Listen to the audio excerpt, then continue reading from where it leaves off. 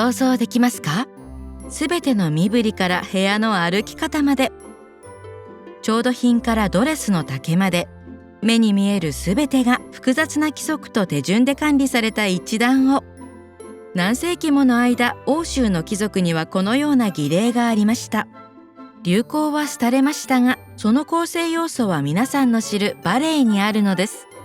バレエはイタリア語のバレット、リトルダンスのことです。ルネサンス期のイタリアで貴族が集会で社交ダンスと振り付けを組み合わせたものが起源です。それは宮廷内で人々を好ましい振る舞いという行動形式で管理する方法でした。足の運び方やお辞儀、誰かの手を取る作法、服装から王様の位置に対して歩いたり座る場所も定められていました。時が経つとバレエの研究は宮廷生活の中心的要素となり、礼儀作法は帝臣の成功と失敗を左右しました。これらの宮廷の所作は今もモダンバレエで見られます。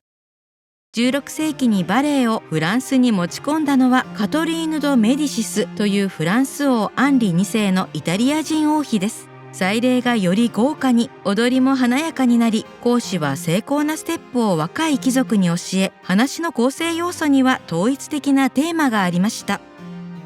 参加からパフォーマンスに焦点は移行し、演劇的な舞台装置、専門的な舞台セットや底上げされた段や舞台、幕や袖幕が付けられました。17世紀ルイ14世の宮廷にてバレエは今日知られる舞台芸術へと洗練されたのです。彼自身も幼い頃からバレエを習い、15歳で太陽神アポロンの役を演じた彼は、当時時代にバレエが果たす中心的な役割を確立したのです。太陽王と呼ばれた彼の豪華な黄金の衣装や振り付けは、神に任命された統治者という認識を促しました。ルイ王はバレエの名作40作品で80の役を演じ、指導者の役だけではなく、主役として最後に登場する前に脇役や道化役に扮したりもしました。毎日バレエ、フェンシング、乗馬の訓練を受け、彼を手本にダンスは当時の紳士にとって不可欠なスキルとなりました。しかし彼のバレエへの功績はダンサーとしてだけでなく、1661年王立舞踏アカデミーを創立し、バレエの管理は地元のギルドから王宮に移りました。監督にはルイ王のバレエ講師でパートナーも務めていたピエール・ボーシャンを任命しました。バレエの基本、足の5つのポジションを体系化した人です。王立音楽アカデミーの監督ジャン・バティスト・リュリと著名な劇作家モリエールの協力を得て、ボーシャンはバレエを豪華なショーへと変貌させました。1669年、別のバレエアカデミーが創設。世界最古として知られるパリオペラ座バレエ団です。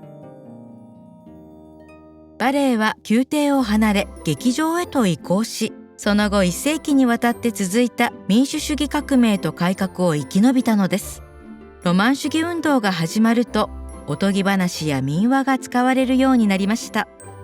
バレエの影響力がフランスで弱まると、ロシアのような他国がさらなる発展に力を注ぐようになります。幸いにも今日、結婚式の社交のために複雑なステップを習得する必要はありません。代わりに劇場に行って訓練を積んできたプロの演技を見れるのです。ルイ14世の時代には想像もできなかった偉業を成し遂げました。ぜひチャンネル登録をお願いします。あふれる好奇心で学んでください。